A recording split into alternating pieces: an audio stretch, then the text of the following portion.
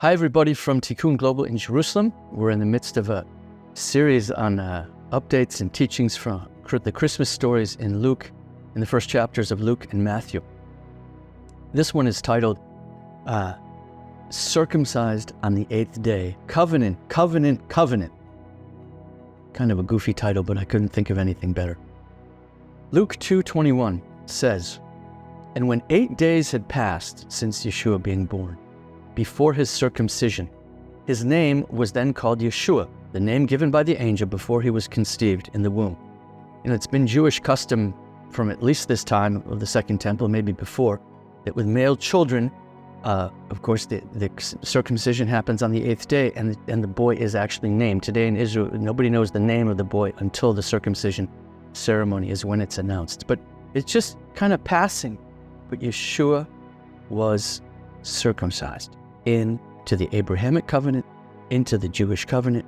He was a Jew, and he still is a Jew. That's a whole teaching that I just did a few days ago, a longer teaching. You can see that on our videos, Is God Jewish? That was the title of that teaching.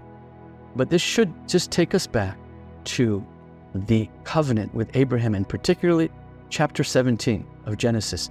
That's where God gives Abraham the covenant of circumcision. And I want us to just look at a few things there to think about during this season and to encourage us. Genesis 17:4 says, "Ani hine briti itach va'ita la'av hamon goyim."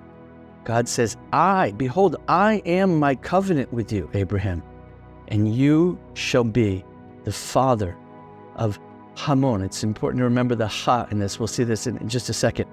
Of Hamon, you will be the father of many nations. This is what God promised to Abraham, and it's the seed of Abraham, the seed of David, Yeshua, coming into this, the Son of God and the Son of David, coming into this world, coming down to us, being born in Bethlehem, being circumcised on the 8th day, that brings this promise of Abraham becoming a father to many, many, many peoples all over the world who put their faith in Yeshua.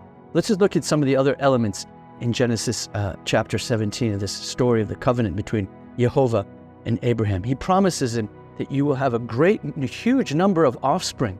We understand that. That's not just physical offspring, but spiritual. There are millions and millions and millions of people all over the globe today who believe in Yeshua and now claim Abraham as their father, because he's going to be the father of many nations. He has his name changed, okay? And it's a kind of a play on words in Hebrew here in chapter 17. He goes from being Avram to Avraham. The Hey is added to his name, and the Hey has two meanings here. I already told you one of them. God just said, Hamon Goim. Okay, there's the of Hamon, of many, many, many. But Hey is also the letter in Yud, He, Vav, He, in Jehovah. Jehovah has 4 letters, Yud, He, Vav, He. Half of the letters are He. And so He is the letter of God, of Jehovah himself, and that letter gets added. It's a covenant addition to make his name Avraham. Okay? Next, it's not just you're going to have a lot of people all over the world and a huge number of offspring. They're going to live. There's going to be a nation, a real nation in the land of Canaan. That promise of the land is central, absolutely central to the Abrahamic covenant. It's very important in our day to remember that, because there are a lot of Christians who are very confused about who this land should belong to, okay? Circumcision, there were tribes in Africa, we know from archaeology, from history, from the Egyptians. In 2300 BC, we have paintings and drawings. They were practicing also circumcision, but they all did it to the male somewhere around puberty, okay? Age 12, 13. There's pictures of it from Egypt, or paintings about it, okay? It was said something to do with kind of puberty, you're coming into your sexuality and all that stuff. What makes Jewish, covenantal, Abrahamic circumcision unique, and it's the only place it's ever been practiced, is the 8th day. Think about it. Who's the first Jew? It's not Abraham. Abraham is the father of the circumcised and the uncircumcised because he believed in God before he was circumcised. The first Jew is really Isaac, because he's the first one who's actually circumcised on the 8th day. And then at the end of this chapter, chapter 17, is the promise to Sarah that she will, in her old age, she will have a son, and that the son of promise is Isaac.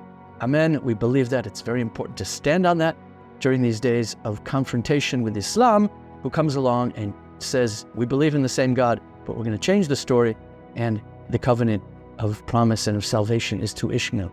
It's no cosmetic change. It's very significant, okay? So let's just remember during this time that Yeshua has come, and he has come according to the covenants of God. He is the son of David. He is Jewish, and he is going to accomplish everything we're witnessing is more birth pains, more in this process of bringing about his promise that all Israel will be saved, that we will see the fullness of the nations, that everything that he's spoken by covenant will come to pass. And we need during this time to continue to circumcise our hearts, circumcise our flesh, so that the Lord can dwell in us in his body in a whole and beautiful way in these days. Merry Christmas.